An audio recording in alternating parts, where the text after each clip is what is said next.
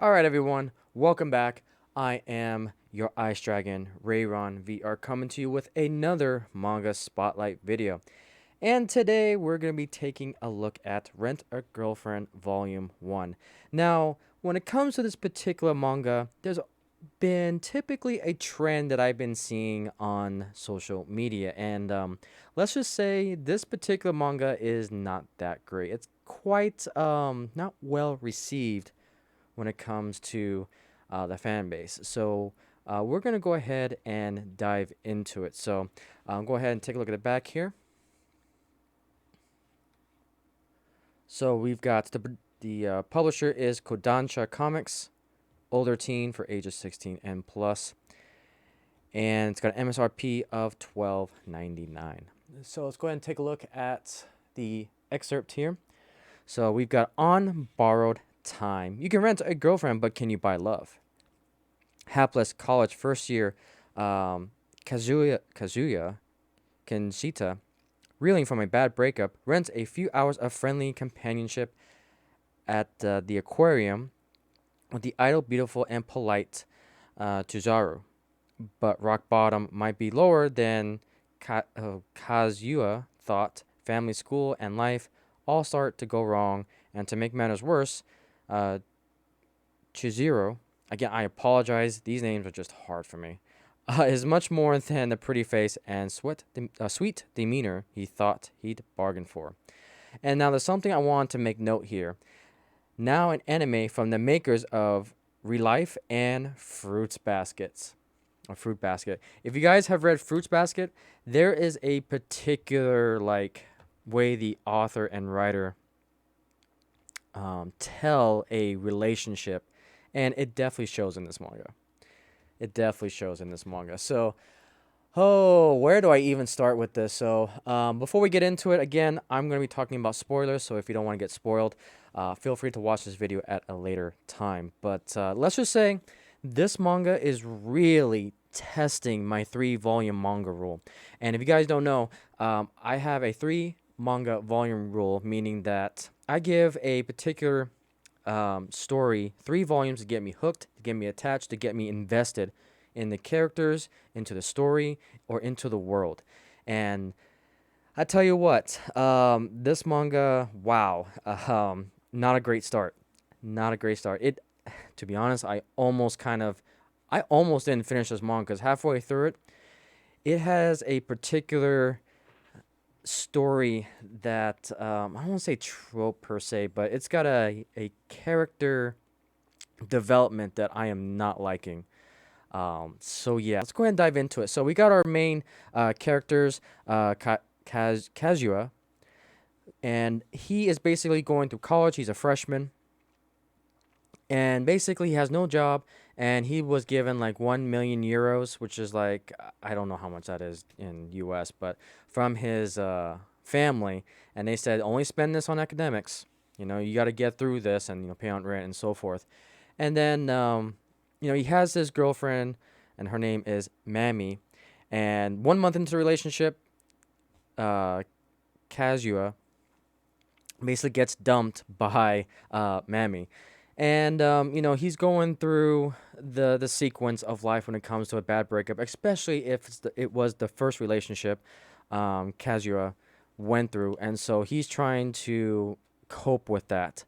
And so what does he do? Well, he goes to the Rent a Girlfriend service. Now, I'm going to pause right there real quick and talk about a particular first page of this manga.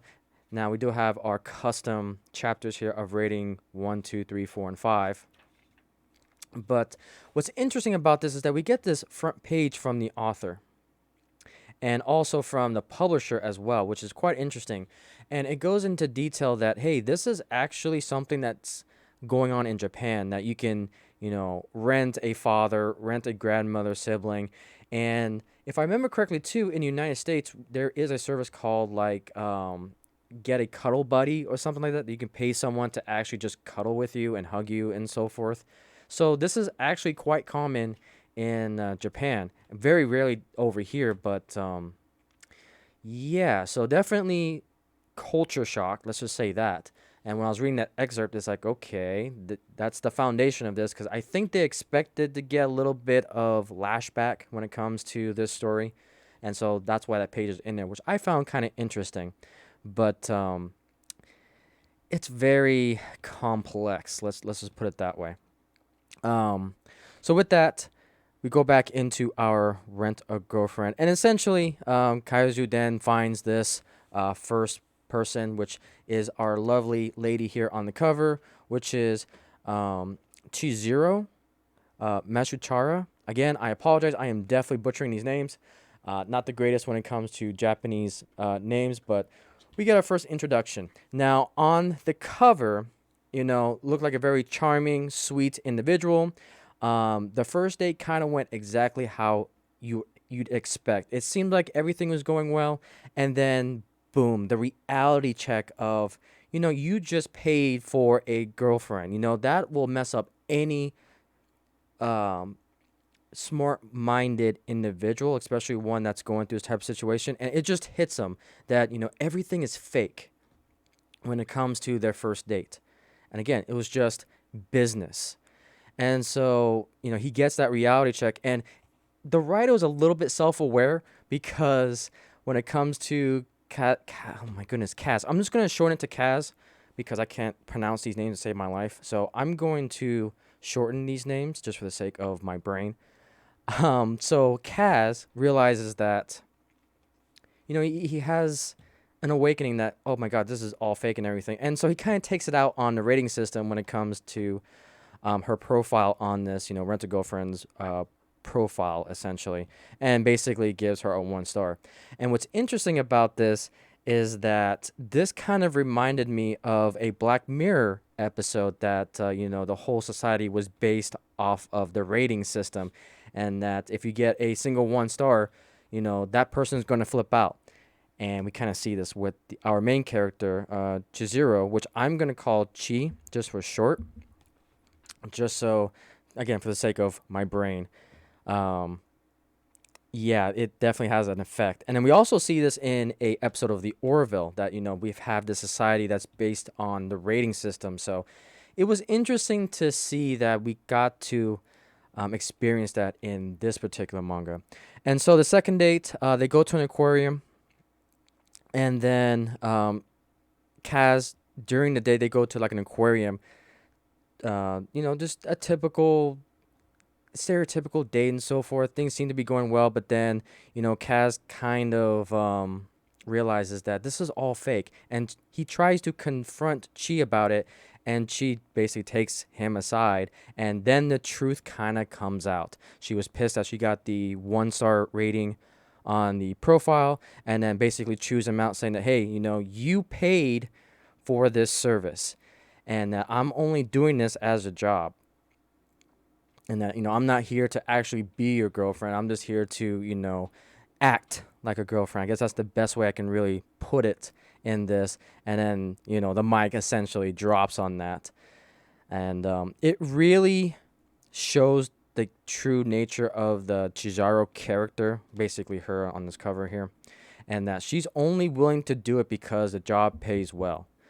And I don't know if this is intentional or not, but this type of manga is really a self-awareness, and I don't want to say it's like, I can't quite get the terminology, but it goes to like the dangers of potentially prostitution in a way, or catfishing and so forth.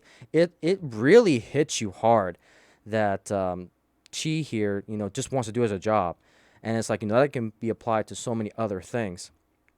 Granted, with the Rent a Girlfriend service, there's a lot of clause saying that no physical contact, can't get involved with personal life. They're just there to be a girlfriend for the day, essentially.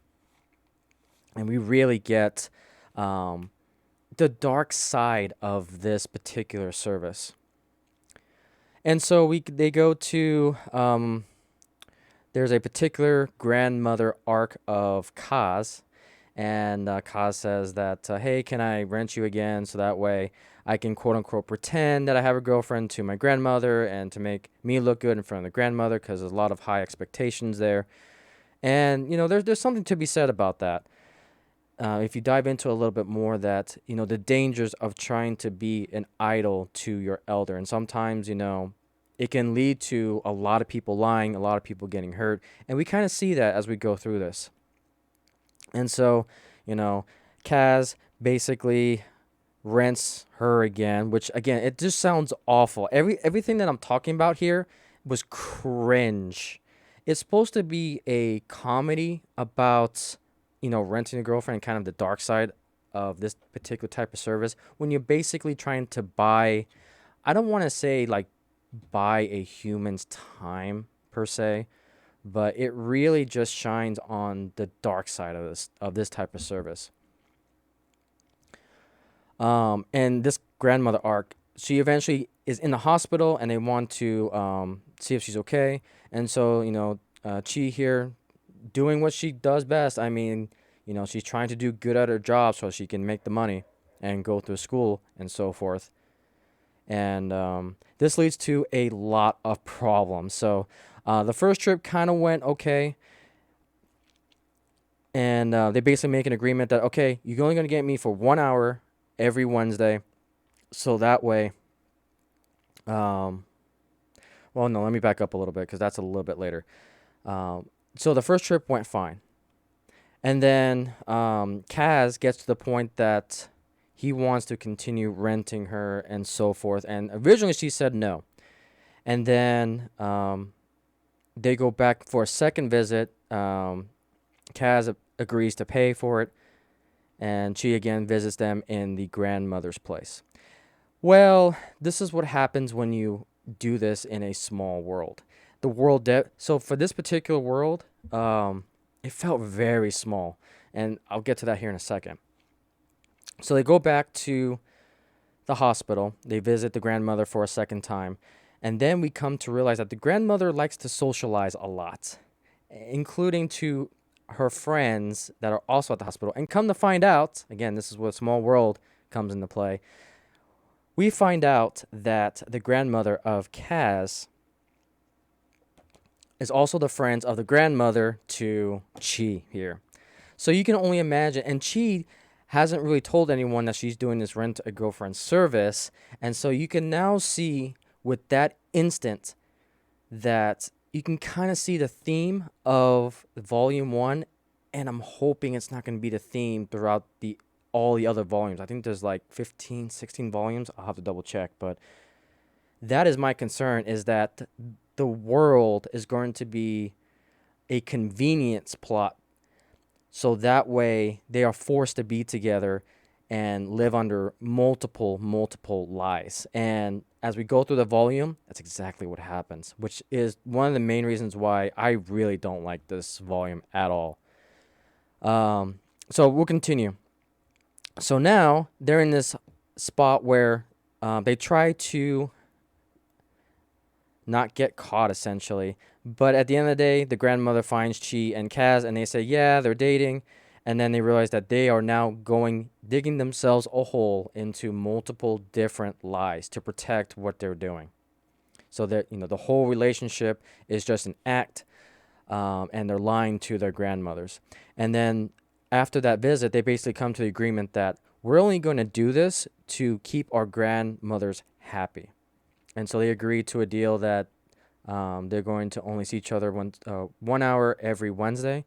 So that way they can make their grandmothers happy. Now, again, small world, you can only imagine how that's going to domino effect the rest of kind of this deal. And so on their next visit, they're coming back from the hospital. And then Kaz's friends from school sees Kaz and Chi together, kind of holding hands, because again, they're kind of playing the game a little bit. And then they start with the rumors saying, oh, you've got a girlfriend now with Kaz and everything. And then you can just see that the domino effects are happening. And so, again, they have to continuing to build a lie upon another lie upon another lie. And they're trying to find exit strategies to do this. Well, Chi, in particular, wants an exit strategy. She wants to try to find a way to break up. And she doesn't want to get close to any of her clients. And so they ended up going to a bar, and then guess who's at set bar? It is Mammy, the ex. You can see how the world is really small because they keep running into other characters, and it's really um, a coincidence, but I think it's convenience as well to try to progress the story. So again, the world just feels really small. And so you can kind of see the tension kind of growing. Chi understands exactly what's going on, and I think Chi plays it perfectly well. She tries to be the white knight for Kaz because the friends and the ex Mammy try to make fun of Kaz and so forth, and then she tries to white knight, and then she just gets really upset that she's there, and then she makes her exit strategy. Now I don't know if that was actually real life, that was her real feelings doing that, or that was like she planned it that way so that way she can get an excuse to get out of the narrative that they're together. So by the end of it, we see Mammy and Kaz kind of. Mammy is drunk out of her mind, and Kaz is basically escorting Mammy back home. And you can see like their romance starting to rekindle a little bit, and that's where the volume one ends. Um, this story just, oh man, you want to talk about pinching some nerves when it comes to reality. This one definitely was an uncomfortable read for me. It's just, you've got this individual who is basically, I mean, I can't say I always want to default to like prostitution, but it's not prostitution. It is a service that allows you to have a girlfriend for a day. That in itself, I have so many problems with because I don't like the idea of having to pay for feelings. I think that causes so many problems, and as we can see through this volume, that's exactly what's happening. And I just wish there was something to really. It felt like every character in here had its own problems, which again, that's realistic. We're not all perfect. I get that, but by the end of the volume, I was just mad because now Kaz is renting out Chi, and then now we're starting to see a rekindle of Kaz and Mammy's relationship, which makes no sense because Mammy was the one that dumped Kaz in the first place, and so I kind of feel like they're setting up for potentially a three-way love triangle. But the problem I have with this is that Chi, in this entire volume, doesn't show any true signs of any type of an affection for Cass. She always wants to get out of it. She always just says, it's only for a job. I have no feelings for you. And she's really kind of the main antagonist in all this, is the best way I can describe it. But it gets to the point that it's not really truly defined because Kaz does some really stocky type of actions. There's one scene in here that he basically pushes the door in to get into Cheese's apartment. And it's like, it gets to the point that Cheese says, I'm going to call the cops, I'm going to sue you, so on and so forth. But it doesn't get escalated any farther than that. But um, Kaz is really a hopeless romantic at that point, that he's desperate in that. And it's supposed to be portrayed as a comedy, but it is downright serious. It is really serious in the tone, in the execution, and even in the illustrations. This is definitely, it says older teen for the rating on here, but I highly recommend that this is actually a mature manga. That is my personal opinion because it deals with a very serious topic, and again, it deals with that service for feelings aspect, which I think is very, very dangerous. And for this to be a manga, I mean, don't get me wrong, there's all sorts of manga can go from very, PG to G rated to triple X really quick. And they are out there, but they are advertised as such.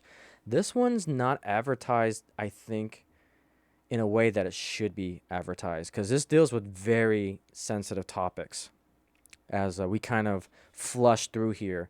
Um, it really shows you, and the one thing I've got to give credit to this manga is that it really brings up the main issue of what happens in the brain and in the mind when you try to buy feelings. You know, it can really be equated to like prostitution, to catfishing, and so forth. That when you're buying this type of service, it can really mess you up in the head. And that's what we see here. And then now we're starting to see that life is starting to play its ugly hands into that whole situation. So that's one thing I got to give credit to this author about, is that, trying to do this type of service, especially out in public, can have very dire consequences, because now you have these two lying to their grandparents or grandmother, so that way they can keep them happy. But then are they going to be happy as well? And then now you have the whole family. Now you have the ex back involved by the end of the volume, and it is interesting. So I do have to give credit where credit is due. It definitely brings those issues to the forefront, and very bluntly. Um, but yeah, definitely be prepared. If you want to read this, be prepared. That is what the theme is when it comes to this manga. Manga is when, when you buy feelings. So yeah. um, is it my type of escapism? Hell no. No way. And that's why reading through this, it was a very, very uncomfortable read. And my biggest criticism about this is that I wish we could have seen a little bit more of Chi actually caring about Kaz. The fact that there's zero mention about the true feelings for Chi to Kaz behind the scenes, just seeing what she's going through in her mind. And there was a chance to do that in this in manga, when the grandmother came over to the apartment, and I may have actually forgotten to say this. So there's a particular section here. The grandmother comes over to Kaz's apartment and realizes that um, the apartment is trashed. Um, the grandmother was kind of upset that, her grandchild is not gonna, have a girlfriend and so forth potentially, and that won't be able to impress. But Chi kind of overhears this conversation, and so we get for a brief moment, some sympathy towards Kaz. But by the end of it, Chi doubles down, saying that this is just a job. I'm doing this just for the money. And that really turned me off to Chi. And by the end of it, I was turned off to Kaz and Mami. I was turned off to all of the characters in this manga. And that's why I got to keep to my gut with the 3-volume rule to see if they're going to fix that in order for me to be drawn in. But I tell you what, I am being graceful with the 3-volume rule. If I was just some other normal person trying to escape real life, this is definitely not the manga for you, because it brings in some serious topics of conversation. So, but I think I've rambled enough on this manga again. Definitely one that I'm not gonna in a rush to grab volume 2 or 3 on, because there's plenty of other good stories that I want to review. But yeah, that is my opinions. That is my take on Rent a Girlfriend. Definitely, I understand why now it is so controversial, because it just brings up some serious topics, some mature topics when it comes to the theme. But yeah, guys, if you have any manga suggestions, feel free to leave a comment down below. Like, comment, subscribe, share the video. And thank you guys so much for supporting me through our journeys through the manga verse, essentially. If you feel like you want to support me or the Icy Fellowship, feel free to look at the links down below. Thank you guys for watching. And with that, wing hugs to all, and to all a good night. See you on the next video.